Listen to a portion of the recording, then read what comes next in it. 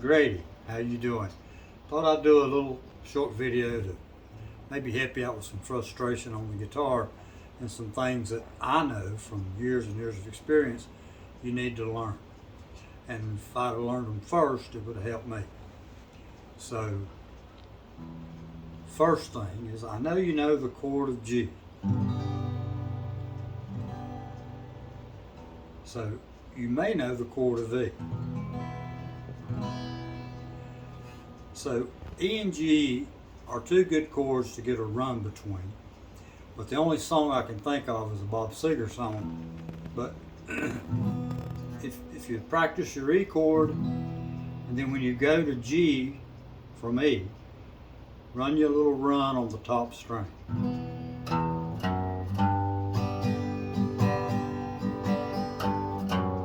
And then go back.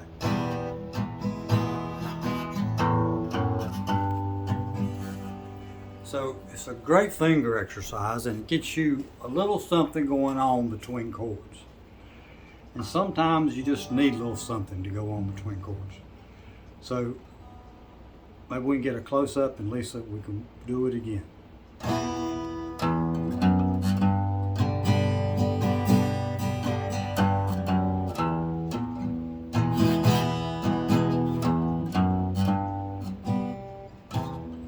So that's just kind of a little simple run. It goes open, second fret, and then to the third fret, which is your G. So it just runs G, back to E.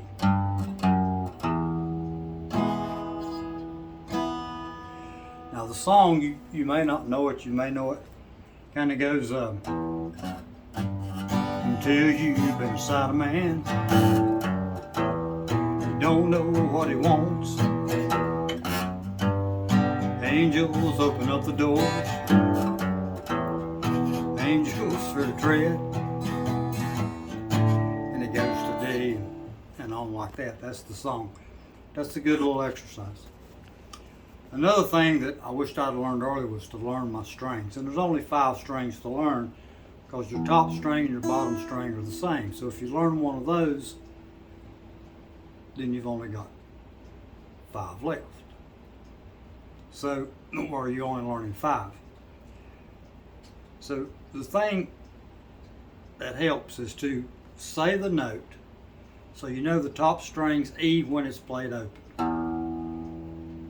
First fret will be F, and you're staying in whole notes. G, A, B, C, and between E and F and B and C there's only a half step. That's just 1 fret. Everything else has a whole step jump to it, and that's 2 frets. So like F to G, you skip a whole fret. To A, then B, and it's just a half step to C. Then you go to D, and then back to E. 12th fret, everything starts over, which you probably already know a lot of this. So, to learn that and say the names as you go down and play the whole notes, and also to be able to play them in different rhythms, like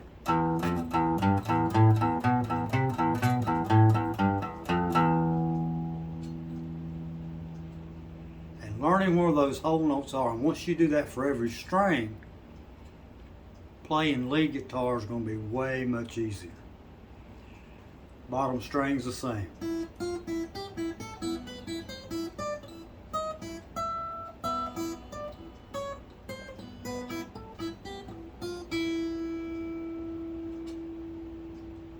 So learn those whole notes. And say them as you go. E, F, G, A, B, C, D, E. Learn each string frontwards and backwards. Then your next step is just learning the scale. The scale's the same shape. The thing to remember on the scale, the first 3 strings, the top 3 strings, are do, re, mi, fa, sol, la, ti, do, all through the scale as it sounds. The bottom three strings, if you're playing down, the scale is backwards. It's do, ra, ever what that is backwards. It's a backwards scale. But it's the same fingering no matter where you start. Like if you start at A, which is the 5th fret,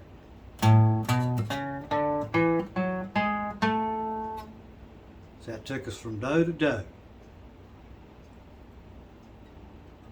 So it'll be middle finger, little finger,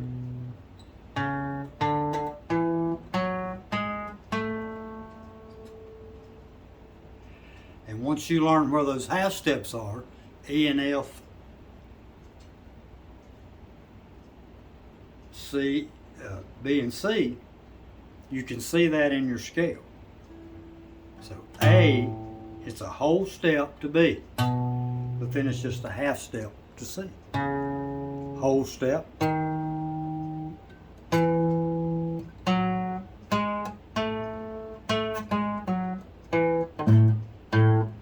Sorry, Grady. But that's your scale step, which also leads you into your bar chords, which I know those are hard and you got to build some finger strength and tighten up your fingers. But if it's a bar chord on the root of the chords on the 6th string, it's all the same shape. It's the bar, and your finger pattern is like this. So that would be a G and a bar chord. Now look at this. We slide this up, and what do we have? E. So E on the guitar is like this. So you slide that there to the next fret, it's F. G, A, B, half step is C. You don't have to move your fingers. That's your major chords all the way down. If you want to play an A sharp or G flat, you just put it between the A and the G. It's always the same shape, you leave your finger. So once you learn the E chord, you know if you bar with your index finger, you just slide that shape all the way down. Chord. And for rock and roll, bar chords are real important. Now, root on the 5th string, or eliminating the 6th string, is always this shape. The reason it's always that shape, if you go back up to A, because this is your A string, that's your root, you're playing those 3 strings like that. That's an A chord. So if you just bar that with one finger, and you put this finger on your 5th string, then that's the shape for that major chord all the way down the neck. See? That's why bar chords are easy. You learn the shape, and there'll be an open chord that matches that, that'll go all the way down the neck if you're using this as your bar finger.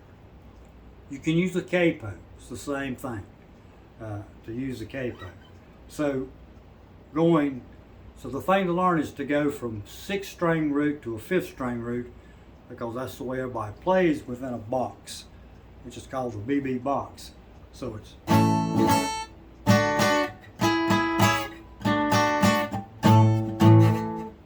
so we started with a 6th string chord, which is A chord with a 6th string root. We went to a 5th string root chord, and then we slid down to another 5th string root chord, back to the A. And I kind of played a rhythm there that was Wild Thing, an old rock and roll song years ago. I'm sure you don't remember. Went kind of like Wild Thing.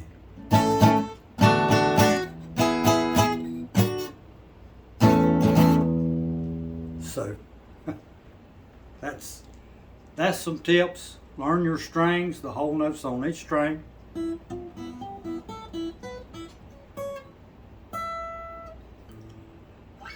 I would start with the top string, and the bottom string is going to be the same. Then I would go to my A string, which is your second string. Your dad's probably already taught you this, but your strings are, elephants always do have big ears.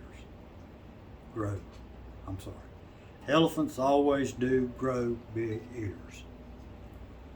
So that's your strings going down. E, A, D, G, B, A. E, I'm sorry. Can't keep you straight. So you learn that up and down with the strings, learn what your strings are, and learn how that sounds so you can tune your guitar. Just listen to that. E, E. The other thing that I found that really helped me through the years was play what you sing and sing what you play. So if you know a song and you're singing it, you just keep playing chords till you find the note you're singing. And the easy way to do that for me is to run my bass line and to go down through my whole notes.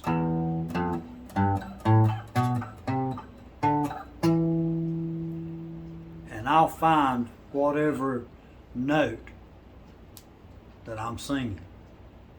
Once I find that note, then I know what chord I'm singing, and if that's the note, that's A, then I play A chord.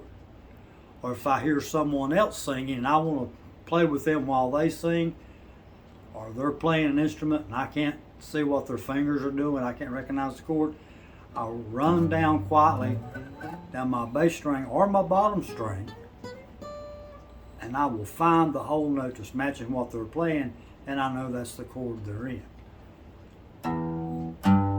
So if they're on G, I'll say, oh, that's a G, and then I'll play the G chord. Most songs are going to be, if the first chord is G, the song's going to be written in the first, fourth, and fifth chord of that scale. So it'll be G, A, B, C, D. G, C, D is a lot of country songs. G and D. But if I can find one chord, I can usually figure out the other two if I play with it and listen to it long enough. So that's my first little thing. I hope this stuff helps you. You probably know most of it. But practice every day and pray every day, and everything will be fine. And read your Bible every day. Do those three things and you'll grow up to be a fine young man. Thank you. Merry Christmas to y'all. Thank you, Grady.